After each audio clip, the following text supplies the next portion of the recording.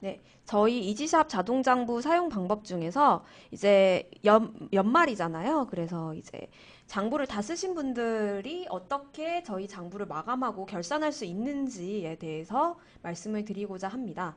네, 그래서 일단 오늘 그 순서를 설명드리기 전에 장부를 보고 오늘 어떤 메뉴를 할지를 설명을 드릴게요.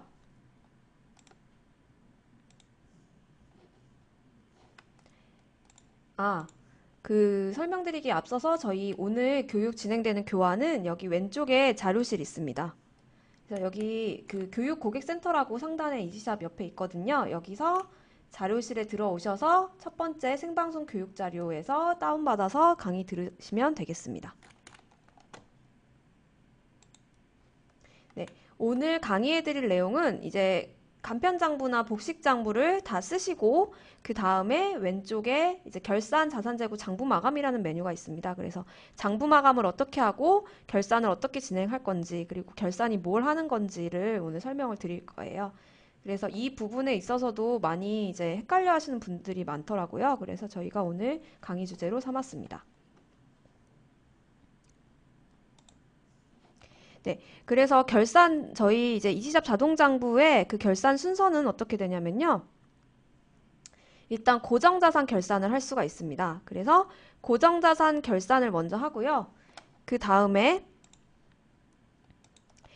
재고결산이라고 있습니다. 그래서 재고결산 진행합니다. 재고결산이 뭐냐면은 사업장에 이제 남아있는 재고를 의미합니다. 상품, 원재료, 부재료, 재료 이런 것들. 그래서 이런 것들이 남아있으면은 이제 그거를 한번 결산을 해야 정확한 매출원가를 산정할 수 있기 때문에 그걸 하는 작업이고요. 그리고 마지막에 사업장에 자산부채 자본이 있으면 그거를 다음 해인 2017년도로 이제 2월하는 작업인 장분마감 2월이라는 그 작업이 하나가 있습니다. 그래서 오늘 주제는 이렇게 세 가지 단계로 구성된다라고 아시면 되고요. 먼저 이제 고정자산 이제 결산 메뉴입니다. 여기서 한 가지 이제 짚고 넘어가야 될 부분이 이 고정자산 결산이라는 거는 감가상각, 즉 이제 자산 같은 경우는 비용 처리가 매년 그 한 번에 사실 때, 취득하실 때 되는 게 아니라 이제 세법상 정해진 일정한 내용 연수만큼 나누어서 비용 처리가 됩니다. 그래서 그걸 하기 위한 작업이 이 고정자산 결산이라는 거를 이제 알고 계시면 되고요. 이 고정자산 결산은 단순히 그런 비용 처리를 나누어서 하는 거를 그 처리를 하는 부분이기 때문에 실제로 사업장에 자산이 있다면은 이 좀 이따 제가 설명드릴 정보등록 기초 잔액에다가도 입력을 하셔야지 자산의 가액이 잡힌다. 일단 알고 계시면 되겠습니다. 그래서 일단 오늘 어떻게 이거를 진행을 해야 될지를 설명을 드리겠습니다. 그래서 이 결산 자산재고 장부 마감에 들어오면 일단 고정자산 관리 대장이라는 메뉴가 나옵니다. 그래서 이 메뉴가 어떤 거냐고 하면은 그 현재 그 고정자산 결산 대상이 되는 자산들이 이제 모여있는 곳이라고 보시면 돼요. 그래서 여기에 들어가는 자산들은 어떤 자산이냐고 하면은 일단 올해 취득한 자산이 들어갑니다. 그리고 이제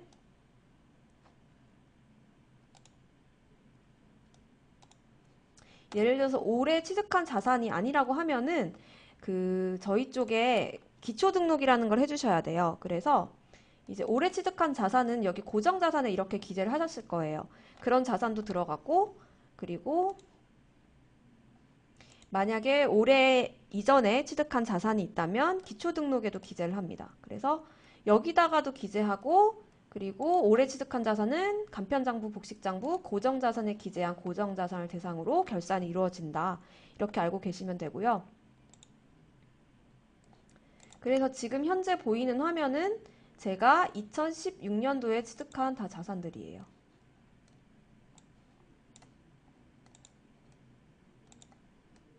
이런 식으로. 그래서 2016년도에 취득한 자산이 다 나오고 있고요.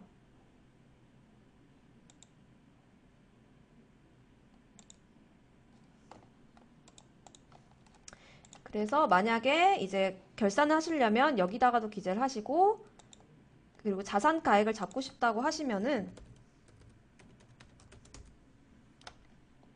여기 보면 기초 잔액이라는 메뉴가 있습니다. 이거를 2016년도 초로 잡아 놓으시고 여기에다가 자산 실제로 취득한 금액을 적으셔야 됩니다. 그래야지 자산의 가액도 잡히고 그 다음에 결산하실 때 감가상각, 즉 비용 처리가 나누어서 되는 그 작업도 된다고 보시면 되겠습니다. 그래서 일단 제가 간단하게 어떤 자산이 결산이 되는지를 설명을 해드린 거고요. 이제 어떻게 이렇게 기재가 되는지의 원리에 대해서 설명을 드릴게요. 제가 아까 전에 설명드렸다시피 결산된 자산이 되는 거는 첫 번째, 올해 취득한 자산인 경우, 그리고 두 번째, 이제 이전에 저희 장부는 2016년도부터 썼지만 2015년부터 계속 2015년 이전부터 계속 사업을 하신 경우, 그런 경우는 고정자 기초등록에 입력하시는 거고요. 일단 2016년도에 취득한 자산은 이 고정자산 메뉴에 기재한다고 말씀을 드렸어요. 근데 간혹 여기다가 기재하시는 자산을 100만 원이 안 되는 자산을 기재하시는 경우가 있습니다. 100만 원이 안 되는 자산 같은 경우는 이제 고정자산 하실 때, 고정자산을 기재하시려고 하실 때 주의하셔야 될 게 100만 원 이하의 소액자산은 한 번에 비용 처리를 하실 수가 있어서요. 고정자산 메뉴가 아니라 자파 소모품으로 해서 기재를 해주셔야 됩니다. 네. 그래서 여기다가 100만 원 안 되는 자산은 기재해 주시고요. 근데 여기 보면 제가 40만 원짜리도 하나 적어놨죠. 이제 이 이유는 제가 조금 이따가 설명을 드릴 건데 자산을 통합하기 위한 과정입니다. 그래서 이거는 제가 좀 더 통합할 때 설명을 좀 드리도록 하겠습니다.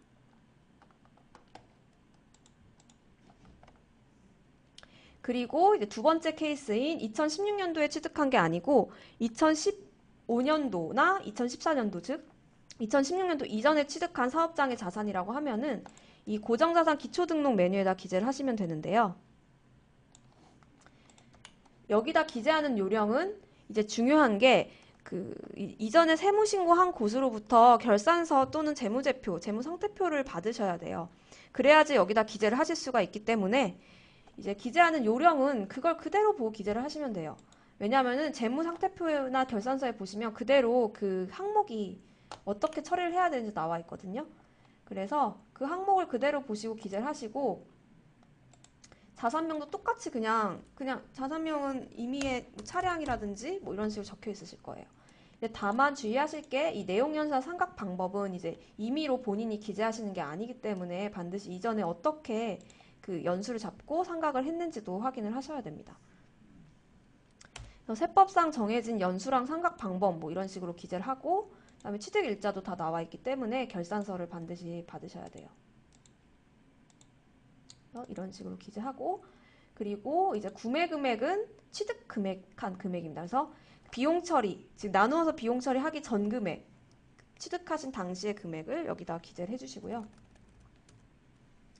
그 다음에 이제 미상각 잔액이라는 용어가 있는데 이 용어는 조금 어려우실 수도 있어요. 이 용어가 어떤 거냐면 취득한 금액에서 내가 현재까지 이 자산에 대한 비용 처리를 얼마나 했는지, 예를 들어서 내가 500만 원짜리 자산을 취득했는데 5년간 해서 원래 이제 적립반 비율대로 빠지는 거지만 뭐 100만 원씩 됐다고 치면은 지금 현재까지 나는 200만 원까지만 비용 처리를 했어.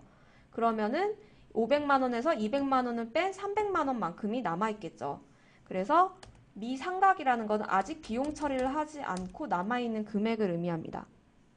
그래서 그 금액을 적어주시는 건데 그 비용 처리한 합계 금액을 세법상 용어로 뭐라고 부르냐면 제가 교환에다가도 적어놨는데요. 감가상각 누계액이라는 표현을 씁니다. 또는 무형자산이면 상각 누계액이라고 표현을 하는데 이제 이 재무제표 쪽을 보시면 이런 말이 나와 있으실 거예요. 혹은 미상각 잔액이라고 그대로 나와 있는 경우도 있어요. 그래서 이걸 그대로 나왔으면 그대로 기재하시면 되는데 미상각 잔액이 안 나와 있고 이런 식으로 상각 누계액만 나와 있다, 감가상각 누계액만 나와 있다라고 하시면 취득가액에서 감가상각 누계액을 뺀 금액을 미상각 잔액에다가 기재해 주시면 되겠습니다.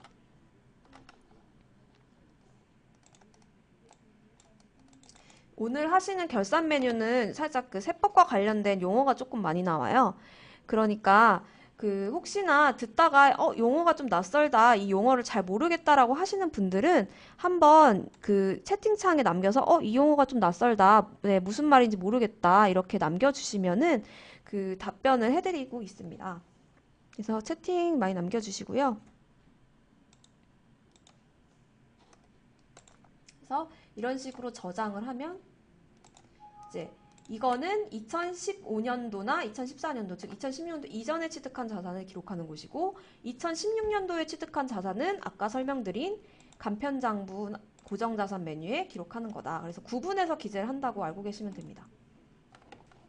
그래서 이런 식으로 기재를 하면 이제 고정자산 관리 대장에는 과거 취득한 자산과 올해 취득한 자산을 합한 현재 결산 대상인 자산이 모두 이렇게 모이게 돼요. 이 작업을 먼저 하셔야지 고정자산 결산을 하실 수가 있습니다. 근데 사업장에 자산이 없다라고 하시면 이거는 하실 필요가 없어요. 사업장에 자산이 없다라고 하시면 고정자산 결산은 안 하시는 거고요. 있으신 분들만 현재 내가 사업장의 자산 중에 감가상각 할 자산이 여기 관리대장에 다 모여 있는지 한번 확인해 보시고, 그렇지 않다면 제가 지금 설명드린 내용대로, 즉 2016년도에 취득한 자산은 간편장부 고정자산에 기재하시고 만약에 2016년도 이전에 취득한 자산은 고정자산 기초등록에 기재하시면 되겠습니다. 그래서 이 부분을 한번 짚고 넘어가셔야 되고요. 그 다음에 이제 새로운 이제 기능 중에 하나가 뭐냐면 이 기능을 되게 많이 놓치시더라고요. 그래서 오늘 꼭 설명을 드려야겠다고 생각을 해서 넣었는데요. 무슨 기능이냐면 고정자산 통합하기 기능이 있습니다.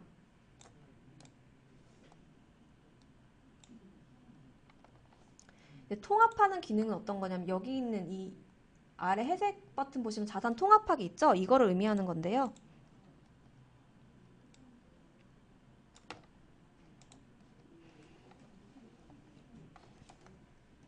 이 통합하기 기능은 어떤 거냐고 하면은 이제 자산과 자산끼리를 합치는 기능이 아니라 자산과 자산을 취득하면서 지출한 이제 부대 비용이라고 보통 표현을 하거든요. 그래서 자산을 취득하면 이제 부대 비용 어떤 게 예를 들어서 있냐면 취득세가 있어요. 그래서 차량 구입하고 취득세 같은 거 내잖아요.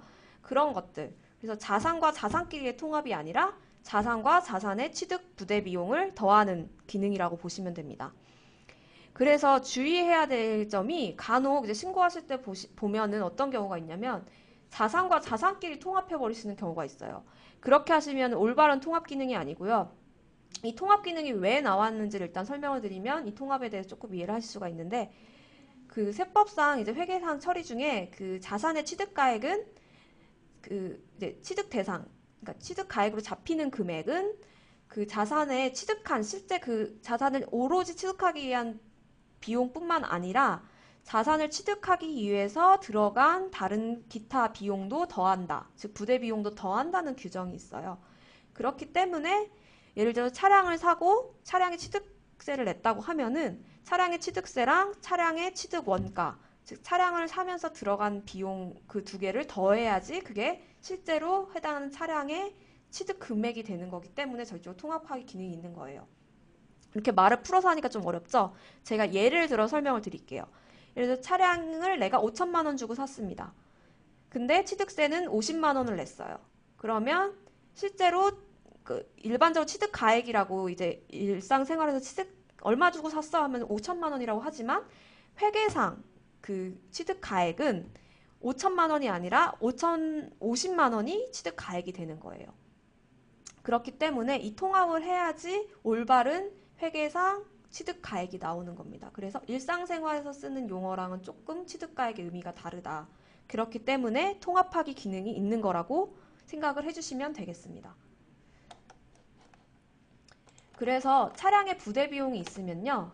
이런 식으로 비록 100만 원이 안 되는 금액이라고 하지만 이런 식으로 고정자산에다 기재를 하셔야 돼요. 그래야지 통합을 할 수 있기 때문에 고정자산에 이런 기타 비용 항목이 있습니다. 건물 취득한 건 또 건물의 기타 비용.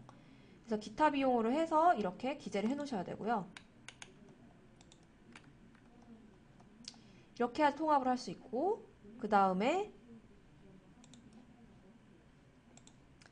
여기서 어떻게 통합을 하냐면 이 실제로 내가 그 취득세 들어간 기타 비용 들어간 자산을 클릭하고 그 다음에 부대 비용인 자산, 부대 비용 취득한 거 클릭 하신 다음에 우측 하단에 자산 통합하기 기능이 있습니다. 그래서 이 통합하기를 눌러줍니다. 그러면 이렇게 나옵니다. 그래서 구매 금액이 이렇게 합쳐지고 저장을 누르시면 어떻게 되냐면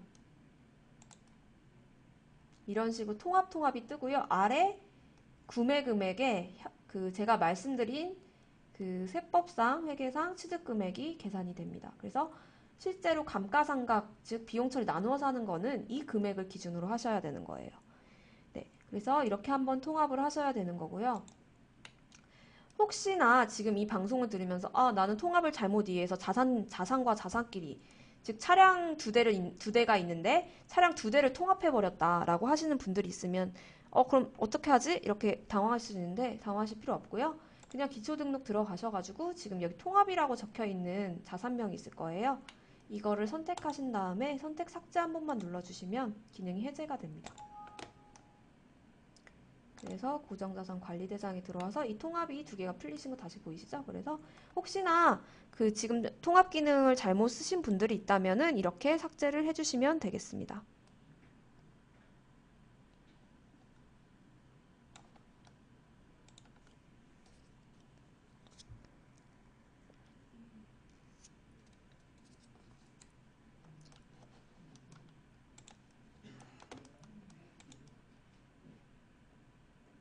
네, 여기까지 통합 기능을 설명해 드렸는데 이제 기초 등록을 아까 전에 제가 올해 취득한 자산은 이렇게 두 개를 적어가지고 할 수 있다고 말씀드렸는데 그러면 올해 이전에 취득한 자산 중에 그러면은 자산 금액이랑 그 취득세가 따로 있으면은 이걸 어떻게 합치냐고 물어보시는 경우가 있는데 그거는 이미 이전에 신고하실 때 이 해당하는 그 자산에 대해서 취득세랑 그런 부대 비용을 더해서 아마 구매 금액이 재무 상태표로 나왔을 거예요.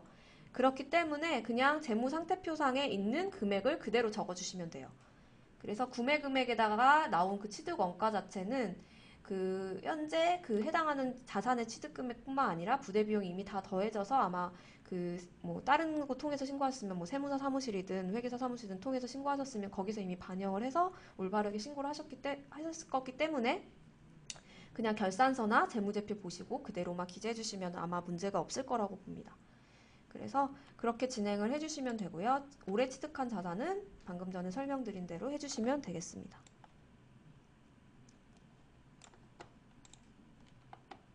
네, 이렇게 이제 관리대장에서 내가 현재 그 고정자산, 감가상각비, 즉 비용을 나누어서 처리할 자산들을 다 완료를 했어요.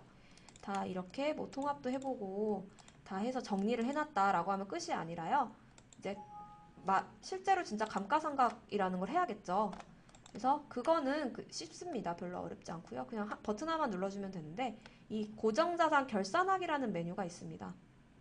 그래서 올해 날짜 확인하고 고정자산 결산하기 들어와서 그냥 결산하기만 누르시면 되는데 이제 감가상각은 선택해서 할 수가 있어요. 그래서 비용 처리 올해 안 받겠다라고 올해 안 받겠다라고 하시면 그냥 이걸 체크하고 결산하기 누르시면 이 세 개의 자산에 대해서만 이제 비용이 계산이 되기 때문에 혹시 그렇게 하실 분들은 체크 해제하시고 결산하기 눌러주시면 되고요. 저는 그냥 다 하겠다고 하겠습니다. 그래서 결산하기 누르시고 확인만 하시면 이런 식으로 완료 이렇게 뜨고요. 이렇게 올해 얼마나 감가상각이 되었는지 그리고 앞으로 내가 그 얼마나 더 비용 처리를 할 수 있는지 미상각 잔액에 적혀 있습니다. 그래서 이렇게 진행을 해주시면 되고요. 이제 이렇게만 하시면 고정자산 결산이라는 건 끝납니다. 그래서 개인사업자는 고정자산 결산 이렇게 끝내주시면 되고 재고 결산이라는 게 있습니다. 재고 결산에 해당되시는 분들이 있고 안 되시는 분들이 있을 거예요. 그래서 혹시 안 되시는 분들은 그냥 건너뛰고 바로 장부마감 가시면 되고요. 이제 있으신 분들만 재고 결산 일단 집중해 들어주시면 될 것 같습니다. 네. 재고 결산은 어떤 거냐고 하면은 이제 사업장에 지금 보고 계시는 원재료, 재료나 제품, 상품 뭐 이런 식으로 재고 자산이라는 게 있으실 거예요. 그래서 이런 사업장의 재고를 이제 정산이라고 표현하면 좀 더 쉬우려나요? 그래서 그 정산이라고 해서 이제 얼마나 오래 남았고 작년에 남은 건 얼마고 이제 이걸 통해서 또 매출 원가라는 거를 산정을 합니다. 매출 원가라는 개념이 뭐냐면 내가 매출을 일으키기 위해 얼마나 돈을 썼는지 원가, 즉 원가죠. 그래서 이런 개념이라고 보시면 돼요. 그 중에 하나가 이제 이 재고 결산을 통해서 산정이 된다고 보시면 됩니다. 그래서 그런 매출원가 산정이 어떻게 되냐면요. 작년에 남은 재고를 더하고 올해 구매한 재료나 상품 이런 재고를 더한 다음에 올해 남은 재고를 빼면 이제 매출 원가라는 게 나와요.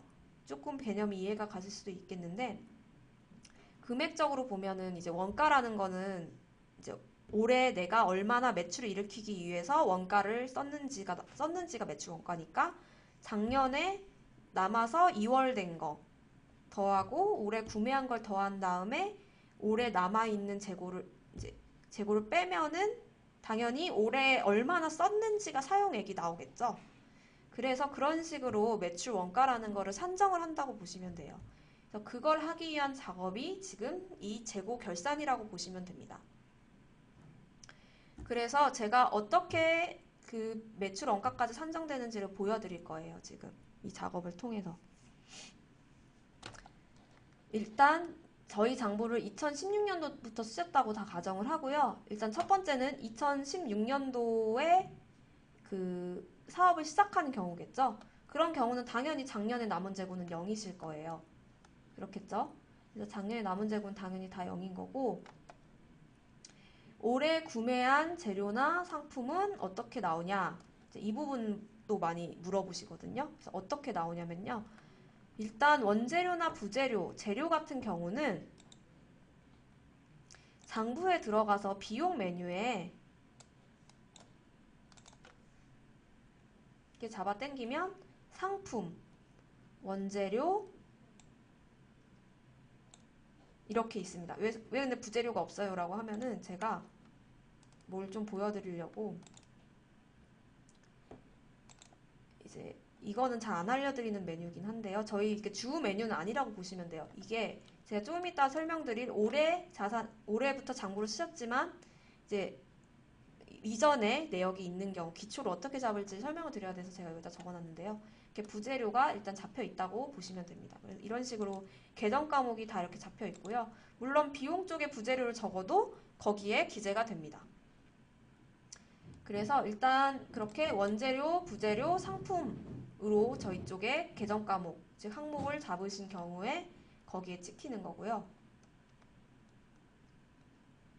그 다음에 그러면 의문점이 나는 게 뭐냐면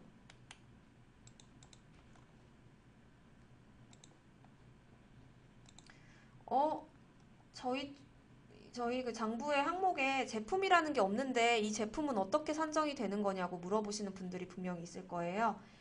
이 제품 같은 경우는 이제 제조업 같은 거 하시는 분들이 이제 재료 원가를 더하고 그 다음에 간편장부나 복식장부에서 제조 항목이 있어요. 제조 땡땡이라고 적혀 있는 그런 제조 원가 제조 무슨 뭐 제조 접대 식대라든지 제조 뭐 직원 식대라든지 그런 제품을 만들기 위해서 이 그러니까 제조 원가라는 거를 쓰시는 경우가 있어요. 그래서 그런 것들을 다 더한 금액이 여기에 찍힌다고 보시면 돼요. 그래서 제가 뭐 제조업 하나 찍어서 보여드리면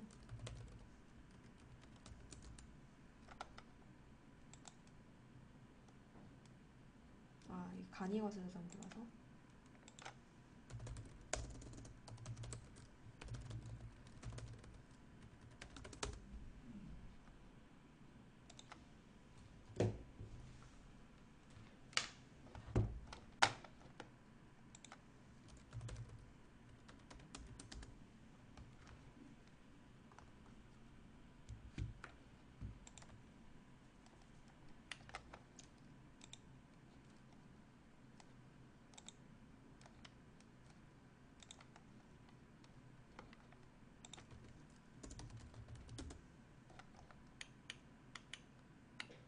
여기 있는 제조업 코드를 아무거나 하나 일단 넣을게요.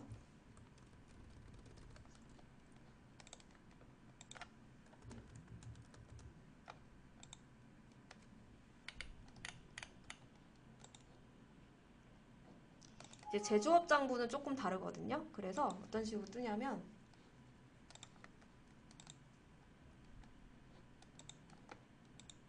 제조업종 같은 경우는 이렇게 오른쪽에 제조품을 만들면서 들어간 비용들을 이런 식으로 제조 원가라는 걸로 해서 제조 땡땡으로 항목을 입력하거든요. 그래가지고 이렇게 항목을 입력한 거 더하기 원재료랑 부재료 더한 금액이 그 올해 구매한 아까 전에 보여드린 올해 구매한 여기 재료 상품, 제품 쪽에 찍히게 되어 있습니다.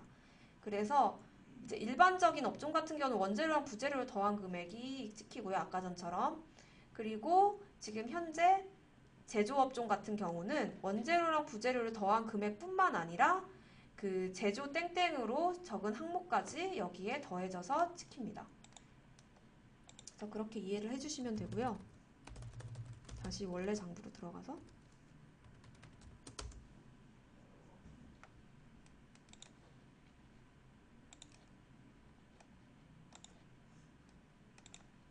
그 다음에 무슨 작업을 하냐면 여기 올해 남은 재고라는 란이 있습니다. 그래서 올해 남은 재고에다가 현재 여기는 이제 누가 계산해주지 않아요. 그래서 사업장에 그냥 남아있는 재고가 아예 없다라고 하시면 그냥 결산하기 눌러보시면 끝이고요. 혹시나 남아있는 재고가 조금이라도 있다라고 하시면 그냥 그 금액을 여기다 적어주시면 돼요.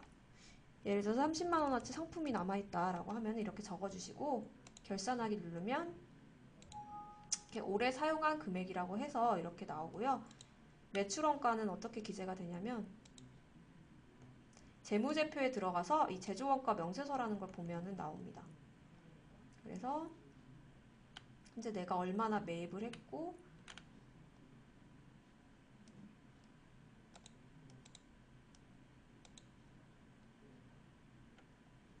이제 여기에 얼마나 제조원가가 잡히고 그 다음에 매출원가가 어떻게 계산이 되는지 이제 이런 부분에서 나와 있어요. 그래서 이제 이거를 통해서 확인을 하실 수가 있고요.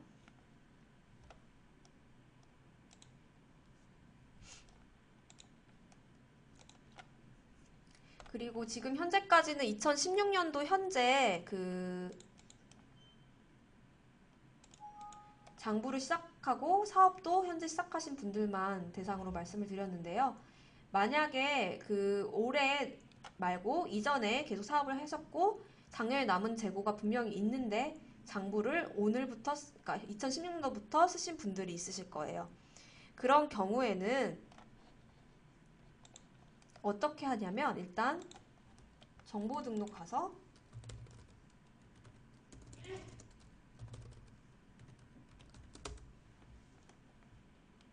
이 기초 잔액이라는 메뉴에 현재 이 기초 잔액을 기재를 하는 방법.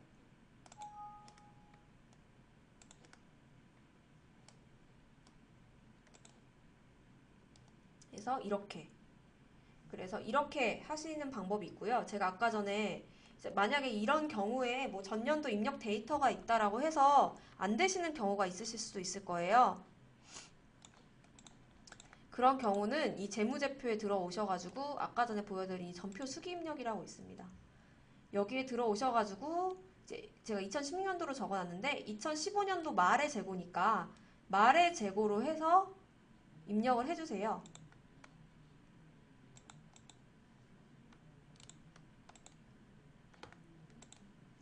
말의 재고로 부재료라고 하면은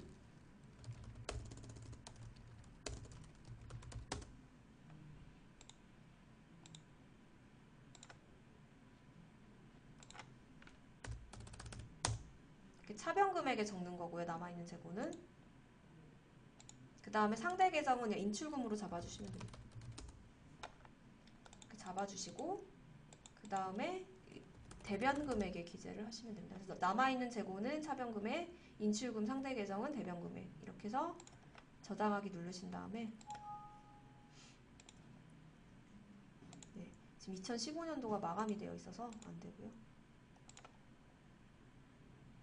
마감을 푼 다음에 진행을 할게요.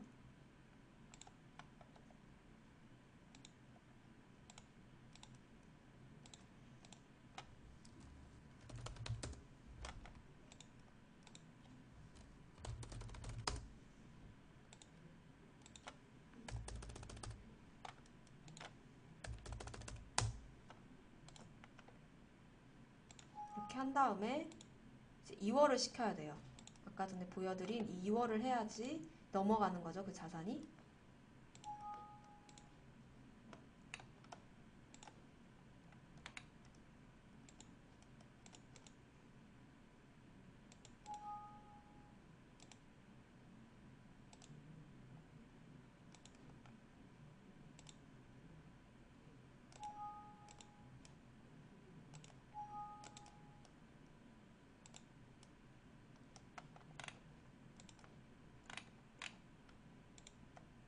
그래서 만약에 이제 그 전년도 입력 데이터가 없는 분들은 그냥 정보 등록 기초 잔액에서만 하시면 편한데, 혹시나 있으신 분들은 이런 식으로 해서 2월 작업을 한번 해주셔야 돼요. 그래서 2월을 하셔야지 이제 여기에 기재가 되고, 이제 여기서 남아있는 재고를 누른 다음에 결산을 진행을 한다. 네, 이렇게 알고 계시면 되겠습니다. 그 다음에 이제 마지막으로 하실 일이 있어요. 그래서 이렇게 재고 결산이 완료됐으면 이제 그냥 여기는 별거 아닌데요. 그냥 의미만 알아두시면 될 것 같아요. 이렇게 뭐 고정자산 결산, 재고 결산 이런 거 다 완료하고, 그 다음에 뭐 사업장에 각종 뭐 자산이나 또 부채도 있을 수 있고요. 그 다음에 자본 남은 거 있겠죠. 그래서 그런 것들을 다 다음 해로 넘기는 게 지금 현재 해야 될 이 마감 2월이라고 보시면 됩니다. 그래서 아까는 제가 2015년도 결산하려고 봤을 때 싹 보여드렸는데, 이 작업은 고정자산이 있을 때 고정자산 결산 안 하거나 재고결산 있을 때 재고가 있을 때 재고결산 안 하시면 진행이 안 돼요. 그래서 첫 번째 소개해드렸듯이 고정자산 결산, 재고결산 순차적으로 하신 다음에 최종적으로 해주셔야 된다. 이렇게 알고 계셔야 됩니다. 그 다음에 이제 이렇게 마감이얼 누르면 현재 내 사업장의 손익이랑 장부상 수익 금액을 확인할 수가 있고요. 다음 누른 다음에 마감 2월 한번 눌러주시면 이제 모든 항목에 대해서 마감 후 2월 작업을 하겠냐고 물어봐요. 그래서 이 마감을 하시면 장부를 더 이상 이제 올해 거는 건들지 않겠다는 의미이기 때문에 장부에서 아까 전에 제가 보여드렸다시피 마감 2월이 돼서 못한다는 메시지가 계속 뜹니다. 그러면 이제 이런 경우에 또 어떤 걸 질문하시냐면, 그럼 마감 한번 하고 나면은 더 이상 장부 수정을 못하냐고 문의하시는 분들이 많아요. 근데 장부 수정은 제가 보여드렸는데 그냥 이렇게 마감 해제만 하셔서 수정은 하실 수가 있어요. 다만 이제 신고가 끝난 경우에 뭔가 매출이나 뭐 그 신고해야 될 뭐 세액공제, 뭐 그러니까 매입세액공제 이런 것들을 잘못 기재해가지고 오신고하셨을 때는 신고를 다시 해야 되는 상황이 발생하실 수 있겠죠. 그래서 신고 전에는 얼마든지 마감을 해제하고 다시 마감해도 상관은 없다. 다만 신고하고 나서 마감을 풀었다가 다시 하는 거는 이제 신고를 다시 해야 되는 상황이 발생하실 수도 있다. 라고 알고 계시면 되고요. 네, 그래서 마감은 이렇게 해제했다가 다시 언제든지 마감하는 건 상관이 없다. 네, 이렇게 알고 계시면 되겠습니다. 그래서 오늘은 사실 조금 어려운 내용이었던 것 같아요. 그래서 헷갈리신 것도 많으실 텐데 그 도움이 되셨으면 좋겠고요. 그 처음에 방송 시작하기에 앞서가지고 말씀드렸다시피 오늘도 퀴즈를 해서 이제 여러분들께 선물을 좀 드리도록 하겠습니다. 네, 별건 아니고요. 네, 오늘 이제 2016년도 장부를 이제 연말에 다 썼습니다. 다 쓴 다음에 이제 더 이상 뭐 수정할 것도 없고 합니다. 그럴 때 뭐를 어떤 메뉴를 해야 될지 이거를 맞춰주시면 되겠습니다. 그래서 오늘 계속 들어가서 작업한 메뉴죠. 그래서 그 메뉴가 어떤 메뉴인지를 댓글에다 남겨주시면 네, 저희가 상품을 드리도록 하겠습니다. 네.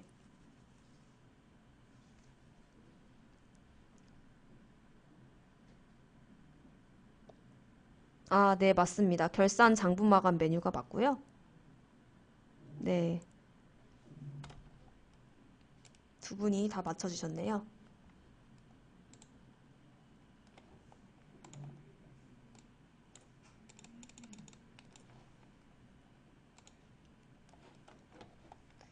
네, 오늘 항상 뭐 이제 해가지고 많이 들어오시는 분들은 아시겠지만 이제 저희가 사다리 그 타는 걸 통해 가지고 이제 상품을 드리고 있어요. 오늘 맞춰주신 두 분께 이제 상품을 일단 드리겠고요. 그리고 댓글을 통해서 질문을 해주신 한 분이 네, CJY1989님. 네, 그래서 이렇게 세 분 해가지고 드리도록 하겠습니다. 그래서 먼저 퀴즈 순서대로 맞춰주신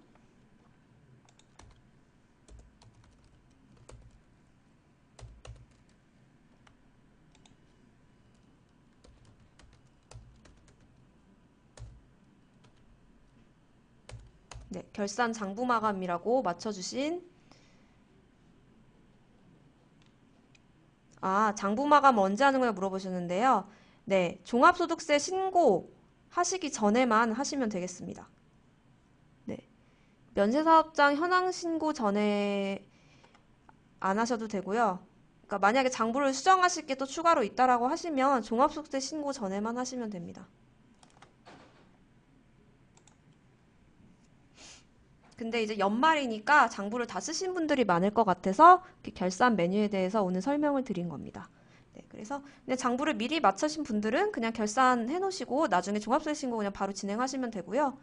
그리고 이제 부가세 신고도 이제 굳이 그 장부를 이미 다 써놨기 때문에 결산 메뉴를 먼저 진행하고 그 다음에 부가세 신고하셔도 문제가 없습니다.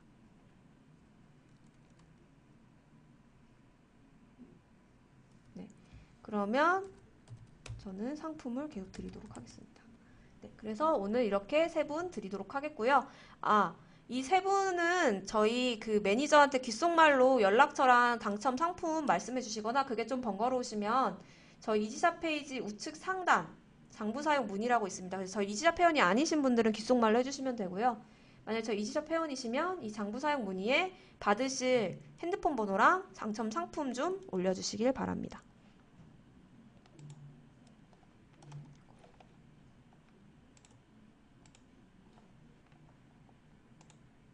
네, 그래서 답이 6, 네, 베스킨 라빈스 상품 네, 드리겠습니다. 그리고